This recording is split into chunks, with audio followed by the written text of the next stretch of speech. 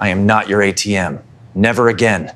I'm going to start with the moment everything changed, because that's when I realized just how expendable I was to the people who supposedly love me most. Monday morning, 10:47 a.m. exactly. Yeah, I remember the time because that digital clock on the conference room wall was the last thing I saw before my body decided to stage a full rebellion right there in front of my boss and half the marketing department. 1 minute, I'm clicking through slide 17 of Q3 revenue optimization strategies. Riveting stuff, really. And the next minute, my chest feels like someone's using my ribcage as a punching bag while simultaneously wrapping a python around my lungs. My head started spinning like I just chugged a bottle of tequila at a frat party, except without any of the fun that usually comes before that kind of dizziness. Peterson from accounting asked if I was okay, probably more concerned about missing his lunch break than my imminent demise. Real touching, Pete. I tried to play it cool, like maybe I was just having an allergic reaction to our office's motivational posters or something. But my voice came out as this weird wheeze that sounded like a deflating balloon. Then that ugly beige carpet we'd all been complaining about for 3 years suddenly rushed up to meet my face with the enthusiasm of a golden retriever. Lights out. When I came to, I was staring up at those awful fluorescent hospital lights that make everyone look like extras in a zombie movie. You know, the ones that flicker just enough to make you question your sanity and cast shadows that would make a funeral director jealous. My chest felt like someone had parked a small car on it, and there were more wires attached to me than a Best Buy display model. The nurse with kind eyes and scrubs covered in cartoon cats said, "Welcome back. You gave us quite a scare there, Marcus. You're lucky to be here." Lucky. Yeah, that's exactly how I felt lying there looking like a human Christmas tree with all those monitor wires.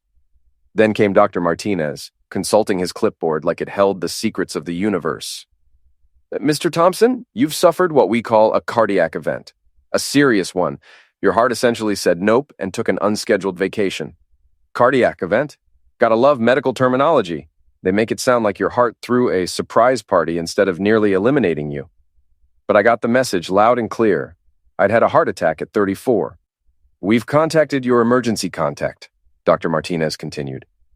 "Your wife, Sandra. She should be here soon." Should be.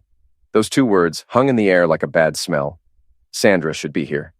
My wife of 6 years, the woman who promised to love me in sickness and in health, should be rushing through those hospital doors right about now, probably crying and clutching a teddy bear or some flowers she grabbed from the gift shop. But here's the thing about should be. It's about as reliable as a chocolate teapot.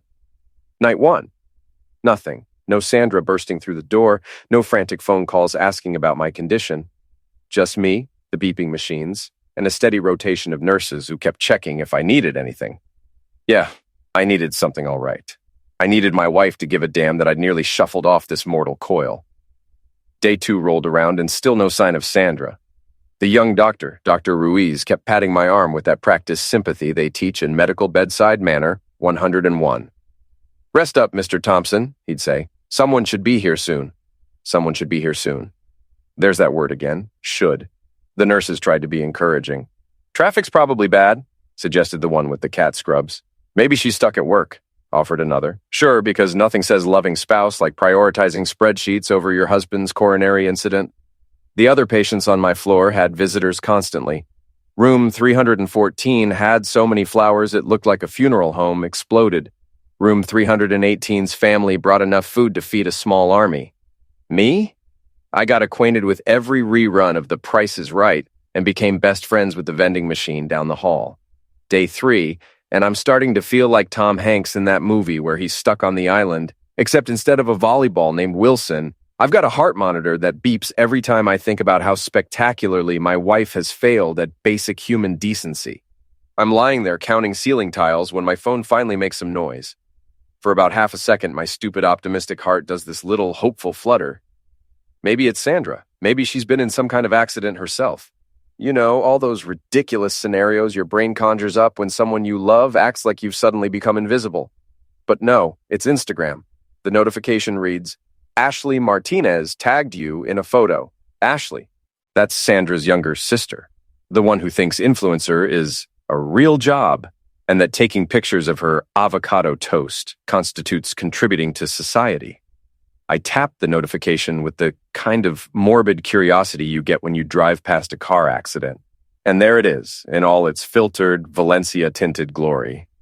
A perfect little family tableau that looks like it came straight out of a Hallmark commercial. There's Ashley, blonde hair catching the sunlight just so, wearing one of those flowy sundresses that probably cost more than my monthly car payment. Next to her is Sandra, my wife. Remember her? Looking radiant and carefree in a way I haven't seen in months. Standing behind them are Sandra's parents, William and Patricia. William's got his arm around Patricia, both of them beaming with the kind of joy you'd expect from people who just won the lottery, not people whose son-in-law is currently cosplaying as a human pincushion in the cardiac unit. The setting is picture perfect, too, there at Crystal Lake, about 2 hours north of the city, the place where Sandra and I had our first anniversary picnic. There's a red checkered blanket spread out on the grass, a wicker basket that probably came from some boutique that charges $50 for rustic charm, and enough gourmet sandwiches and artisanal beverages to feed a small European country. The caption is where Ashley really shows her true colors. Family day without the drama. Sometimes you need to surround yourself with people who lift you up. Blessed family time, no filter needed, lake life drama-free. But here's the real kicker. They tagged me. Actually tagged me in this monument to their collective sociopathy. Like they wanted me to see it. Like they wanted me to know that while I was lying in a hospital bed wondering if my ticker was going to give up the ghost permanently, they were out there living their best life without the inconvenience of my near-end experience cramping their style. The timestamp says the photo was posted about 2 hours ago, which means they were out there having their little family bonding session right around the time Dr. Ruiz was explaining to me that I'd need to make some significant lifestyle changes if I wanted to see 40. One of Sandra's cousins commented, "Where's Marcus?" And Ashley responded with a laughing crying emoji and the words, "He's taking some time to work on himself. We're supporting his journey." My journey, my damn journey, like I chose to have a heart attack. Something inside me shifts that day, not breaks. Breaking would be too dramatic, too sudden. It's more like something just shuts down, quietly, permanently. 4 days into my involuntary staycation at St. Mary's Hospital, I'd settled into what the staff probably called acceptance, but what I preferred to think of as strategic numbness. That's when my phone decided to have a goddamn seizure. I was half asleep when the buzzing started. Not just one buzz or two, but this relentless, angry vibrating that sounded like a pissed-off wasp trapped in a mason jar. 44 missed calls, 44. I counted them twice because surely that couldn't be right. The answer, apparently, was my loving wife and her dear old dad, William. You know, the same people who'd been too busy having lakeside picnics to check if I was still breathing for the past 4 days. The calls had started around 2 p.m. and just kept coming like some kind of digital tsunami. Sandra, William, Sandra, William, Sandra again. A perfect ping-pong match of desperation, bouncing back and forth between the two people who'd apparently just remembered I existed. Then came the text message. "We need you. Answer immediately." That was it. No "how are you feeling?" No "sorry we haven't been in touch." Just a demand wrapped up in the kind of tone you'd use to summon a dog who'd wandered too far from the yard. Like I was some kind of customer service hotline they could call when their life wasn't working the way they wanted it to. That's when I remembered something I hadn't thought about in probably 5 years. My Uncle Eddie, my mom's brother, the one who'd taught me how to fish and how to spot bees from a mile away. He'd been the one person in my family who'd never asked me for anything, never made me feel like my value was tied to what I could provide or fix or pay for. I hadn't called him since maybe Christmas, 2 years ago. Sandra had always found excuses why we couldn't visit him. Too far away. Not enough time. He lived in that tiny apartment that smelled like old books and pipe tobacco. She'd wrinkled her nose every time I mentioned him. But sitting there in that hospital bed, staring at 44 missed calls and a text message that treated me like a malfunctioning appliance, I found myself scrolling through my contacts until I found his number. My hands were shaking as I hit the call button. It rang once, twice, and then I heard his voice. "Hello? Uncle Eddie?" My voice cracked like I was 13 again. "It's me. It's your nephew." There was a pause, and then he said, "Which hospital?" Just like that. No questions about why I was calling after years of silence. No demands for explanations or apologies, just, "Which hospital?" Like he'd been waiting by the phone for exactly this call. And within an hour, 1 damn hour compared to 4 days of nothing from my wife. He was there. When Eddie walked into my hospital room, it was like watching a man step out of a time machine from when people actually gave a crap about each other. He was wearing the same old brown leather jacket I remembered from my childhood. His shoes were worn but polished. Everything about him screamed old school in the best possible way. The first thing he did was look me dead in the eye. Not at the machines, not at the charts, but right at me, like he was checking to make sure I was still in there somewhere. Then he pulled up that uncomfortable plastic chair and sat down like he had all the time in the world. "You look like hell," he said, which was probably the most honest thing anyone had said to me in days. No sugarcoating, no false cheerfulness, just straight-up assessment from someone who'd seen enough of life to know that sometimes people look like hell because they feel like hell. What happened next was peak Eddie Morrison efficiency. While I'd been lying there for 4 days feeling sorry for myself, he spent exactly 30 minutes asking the right questions, the ones the doctors should have been hearing from my wife. What were my symptoms before the attack? Had I been under unusual stress? What was my family medical history? But here's the kicker. Sandra could have answered exactly 0 of those questions. She didn't know that my dad had died of a heart attack at 52. She didn't know that I'd been having chest pains for weeks, but had been too busy covering her sister's boutique rent to see a doctor. She didn't even know what medications I was allergic to. But Eddie knew. He'd been paying attention for 67 years, while everyone else had been treating me like a walking credit card with legs. Then he quietly excused himself and came back an hour later with paperwork. Turns out my insurance had been playing the classic, let's deny coverage and hope this poor fool dies before he can appeal. Game with some tests the cardiologist wanted to run. Eddie didn't argue with them. He just pulled out his checkbook, an actual paper checkbook, and wrote a check for the full amount. Just like that, problem solved. But that wasn't even the real bombshell. After the nurses left, Eddie pulled out his tablet and said those 4 words that would change everything. "Let's look at your finances now." I thought I knew where my money went. I made decent cash, lived in a nice house, drove a reliable car. Sure, things were tight sometimes, but that's just modern life, right? Wrong. So damn wrong it wasn't even funny. Eddie had somehow mapped out every single financial thread connecting me to Sandra's family. It was like watching someone perform an autopsy on your bank account. 5 accounts, 5 separate accounts that I'd somehow forgotten about, all tied to my name, all feeding money to various members of the Martinez family like some kind of financial IV drip.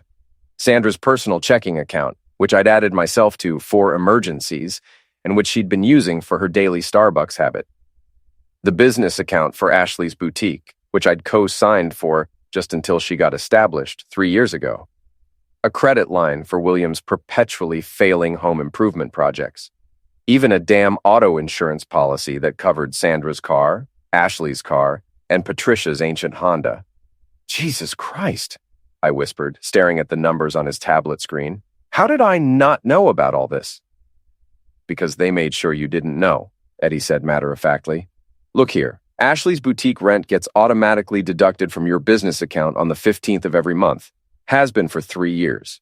You've been paying for her to play dress-up shop while she posts Instagram photos about being a girl boss entrepreneur.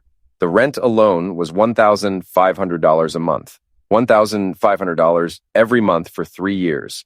That was $54,000 I'd unknowingly invested in my sister-in-law's delusion that she was the next big thing in overpriced scarves and motivational jewelry. Sandra's car insurance was actually covering 3 vehicles because family helps family, and I was apparently the designated family ATM. William's mortgage had gone into default twice in the past year, and both times mystery payments had appeared from accounts linked to my name, saving their perfect suburban house from foreclosure. "Holy crap," I said, scrolling through transaction after transaction. "I've been carrying all of them this whole time. I've been paying for their entire lifestyle." Eddie leaned back in his chair and sighed. "Son, they don't love you. They use you." 6 words. 6 simple words that cut through 8 years of marriage. And sitting there in that hospital bed, surrounded by machines that were keeping track of my broken heart, I finally understood why it had tried to quit in the first place. I wasn't a husband to Sandra. I wasn't a brother-in-law to Ashley. I wasn't a son-in-law to William and Patricia. I was a walking wallet with a pulse. And apparently not even a very reliable pulse at that. That night, While the nurses did their rounds and the machines beeped out their electronic lullabies, Eddie and I began cutting the cords one by one, account by account, automatic payment by automatic payment. It was like performing surgery on my own financial life, and for the first time in years, I felt like I could actually breathe. If you've ever wanted to see what happens when you cut off the financial life support to a family of professional parasites, let me tell you, it's like watching a nature documentary about what happens when the watering hole dries up in the middle of the savannah. The reaction was immediate. I'm talking less than 24 hours from the time Eddie and I started canceling automatic payments and closing accounts, and my phone was lighting up like a Christmas tree on steroids.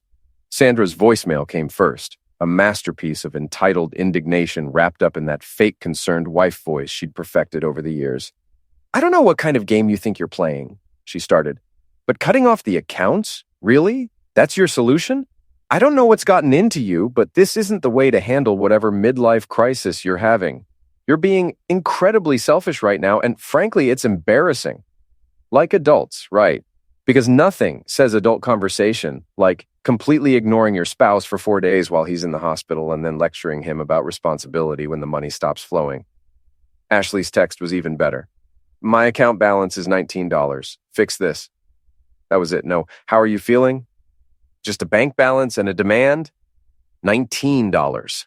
That's what 3 years of playing entrepreneur had gotten her without daddy-in-law bankrolling the whole operation. William chimed in with his own guilt trip. "You're destroying everything we built together. This family has been through enough without you throwing some kind of tantrum because you had a health scare. Everything we built together." According to William, the man who'd contributed exactly $0 to any aspect of my life, we had built something together. Apparently, my money and their spending habits constituted some kind of collaborative effort. Within 48 hours of the money getting cut off, Sandra's family went from family day without the drama to full-scale social media meltdown mode. They posted a video of their house completely stripped bare after an eviction notice. Empty rooms, boxes scattered around, the particular brand of chaos that happens when the sheriff shows up. Ashley was behind the camera, her voice shaking as she filmed room after room of their former middle-class paradise. "They took everything," she narrated.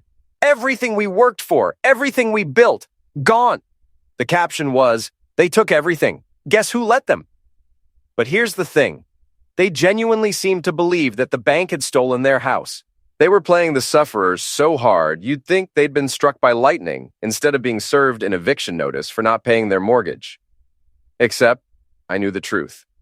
Thanks to Eddie and his magical tablet of financial revelation, I knew exactly where their mortgage payments had gone. For the past year, William had been using the mortgage money to fund Ashley's boutique inventory and Patricia's medical bills. They'd been robbing Peter to pay Paul. The bank hadn't stolen their house. They'd gambled it away, lost, and then acted shocked when the house always wins. But that wasn't the end. When the crying and guilt trips didn't work, when the social media pity party didn't bring me running back with my checkbook open, they decided to pull out their nuclear option. Eddie came to see me with an envelope. Inside were printed emails between Sandra, William, and someone named Marcus Hoffman from Hoffman and Associates Legal Services. Reading them was like watching a slow-motion train wreck.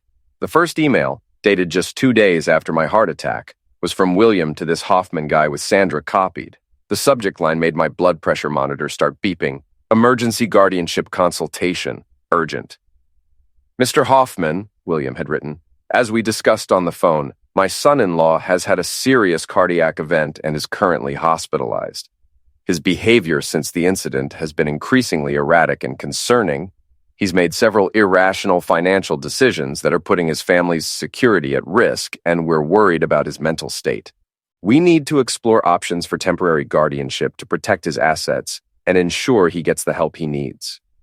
Erratic behavior, irrational financial decisions, mental state. These motherf were trying to have me declared incompetent because I'd stopped paying their bills. They were literally attempting to get legal control over my finances by claiming that cutting them off was evidence of mental illness. Sandra had laid out a whole timeline of my supposed deteriorating mental health, starting with my decision to stop automatic payments and including such damning evidence as refusing to answer phone calls and isolating himself from family. They'd found a lawyer who specialized in emergency guardianships for people with diminished capacity due to medical events. The lawyer had laid out the whole strategy. They'd need medical documentation of my heart attack, witness statements about my erratic behavior, and evidence that I was making financial decisions that went against my established patterns. The goal was temporary guardianship, just long enough to restore financial stability and ensure proper medical care. Translation: just long enough to get back control of my bank account so they could continue bleeding me dry while I recovered from nearly dying. This is their nuclear option, Eddie said. When the crying and guilt trips didn't work, they decided to just take legal control. The most insidious part was how legitimate they'd made it sound. Reading their emails, you'd think they were genuinely concerned family members trying to help a beloved relative who'd clearly lost his mind after a traumatic medical event. But the cherry on top was Sandra's final email to the lawyer. "We just want what's best for him. He's not thinking clearly right now, and we're worried he's going to destroy everything we've worked so hard to build together. If we can just get temporary control until he's stable again, we can make sure he gets the help he needs and protect our family's future." Our family's future. They were going to have me declared mentally incompetent so they could legally steal my money. They were going to use my heart attack as evidence that I couldn't be trusted to manage my own finances. "The hearing's scheduled for next week," Eddie said quietly. "They filed the petition yesterday." "What do we do?" I asked. He smiled then, and it wasn't a nice smile. "We get ahead of this. I've already called your lawyer. By tomorrow morning, you'll have cease and desist orders filed against all of them, account freezes to prevent any unauthorized access, and legal protections that'll make this guardianship petition look like what it really is: a money grab from people who never gave a damn about your well-being." When the legal nuclear option failed, Sandra's clan decided to pivot to their backup plan: destroy my reputation so thoroughly that I'd crawl back to them just to make it stop. The whole thing started with what looked like a simple selfie from Ashley.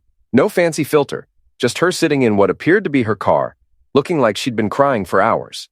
The caption was a masterpiece of passive-aggressive emotional manipulation.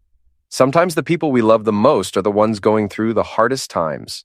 When someone you care about is hurting, they might lash out at the people trying to help them. All we can do is send love and hope they find their way back to the family that's always been there for them. Within hours, the post had been shared by Patricia, by William, by cousins I hadn't spoken to in years, by neighbors who probably couldn't pick me out of a police lineup but were suddenly deeply concerned about my well-being. But then, something beautiful happened. Someone, and I still don't know who, screenshot Ashley's old Instagram post from the family picnic, the one with the caption "Family Day Without the Drama" posted while I was in the hospital. They posted it as a comment on Ashley's crying video with the simple caption, "Interesting timing." Suddenly, people started doing the math. Ashley posts about having a drama-free family day without me while I'm in the hospital. A week later, she's making videos about how much she loves and worries about me. The screenshots spread faster than gossip at a church potluck. People started connecting the dots, asking questions, pointing out the timeline. The internet turned on them harder than a pack of wolves. Sponsors started dropping Ashley's boutique. Sandra's job put her on administrative review. William got asked to leave a client meeting when someone brought up that viral thread about the family trying to scam their son-in-law. Their perfect facade didn't just crack, it shattered completely, right there in public view for everyone to see. And the best part? They'd done it to themselves. But they had one final card to play. 3 days after I got home, a letter arrived by certified mail. The return address made my blood run cold. William Martinez, written in that old-school cursive handwriting. The envelope was thick, multiple pages of what felt like official documentation. It was a will. William's last will and testament, handwritten on legal letterhead and notarized. The document laid out the distribution of his estate with the precision of someone dividing up the crown jewels instead of a suburban house that was already in foreclosure and a 2003 Honda with a check engine light. According to this newly drafted will, all remaining assets would go to family members who maintained unity during times of crisis and stood together when others chose division. The final paragraph was the kicker. Until such time as he returns to the family and seeks proper reconciliation for the pain and division he has caused, my son-in-law shall receive nothing from this estate. Blood is thicker than water, but family unity is thicker than blood. When he chooses love over pride, he will be welcomed back into the fold with open arms and open hearts. The beautiful irony was that William was trying to use inheritance as bait, the promise of future wealth. to draw me back into their orbit.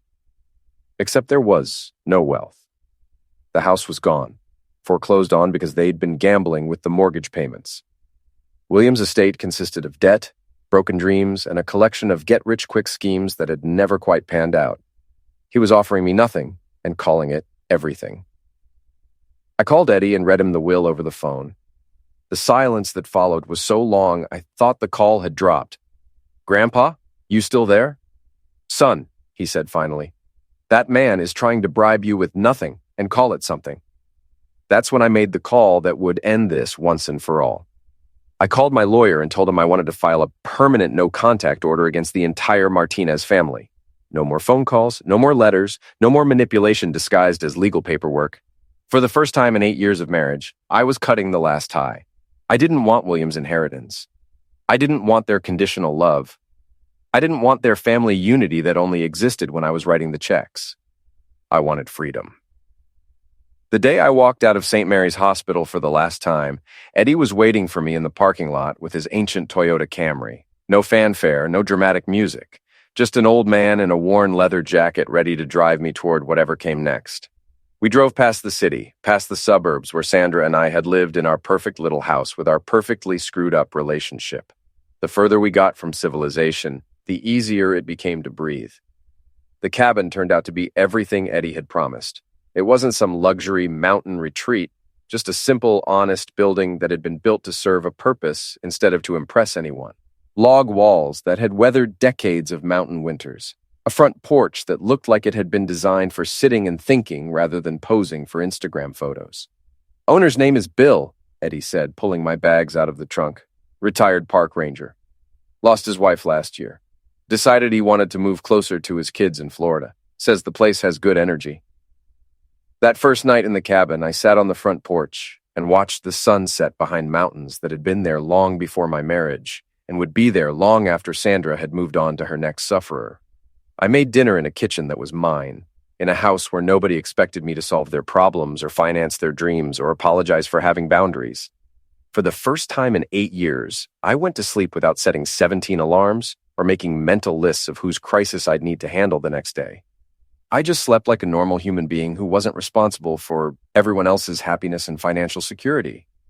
6 months into my new life, I'd developed what you might call a routine built around the radical concept of not giving a damn about other people's manufactured emergencies. I woke up when my body felt like waking up instead of when my phone started buzzing with demands for immediate financial assistance. The remote job had turned out to be everything Eddie had promised, and more. 40 hours a week of actual work instead of 60 hours of work, plus 20 hours of crisis management for people who confused poor planning with bad luck. Sandra's family hadn't given up entirely. Every few weeks, someone would test the boundaries of the no-contact order. Usually it came through distant relatives who'd been recruited as flying monkeys. Cousin Patricia would call to chat about family news and somehow work in a mention of how devastated Sandra was. Uncle Mike would send a Facebook message asking if I'd heard about William's latest health scare. My personal favorite was the Christmas card that somehow made it past my mail screening. A beautiful family photo with everyone gathered around a perfectly decorated tree in what looked like someone else's living room since they'd lost their house. The caption inside read, "Wishing you peace and joy this holiday season. You're always in our thoughts and prayers. Love, the Martinez family." The audacity was breathtaking. They'd literally tried to have me declared mentally incompetent to steal my money, and now they were sending me Christmas cards about love and prayers. The latest attempt had come through Sandra's therapist. Apparently, Sandra had been seeing someone to work through the trauma of her marriage ending, and the therapist had suggested that closure might be helpful for both of us. The therapist had called me directly, which should have been my first red flag. "I understand you've been through a difficult time," the therapist had said. "Sandra has been working very hard to understand her role in the breakdown of your relationship, and she's made significant progress in therapy. She's hoping that you might be willing to participate in a joint session to work toward healing and closure." I'd politely declined, explaining that I'd found my closure in the mountains and didn't need any additional healing beyond the kind that came from not being treated like a human credit card. But here's what I'd learned in 6 months of actual peace. You don't negotiate with emotional terrorists. You don't engage with people who confuse love with exploitation. And you sure as hell don't feel guilty about protecting the life you've built from people who want to tear it down for their own benefit. They could keep their story. They could tell anyone who'd listen about the heartless husband who'd abandoned his family during their time of need. They could play the sufferer until the end of time. I had something better than their story. I had the truth. And the truth had given me peace. And peace, it turned out, was worth more than being loved by people who only loved me when I was useful.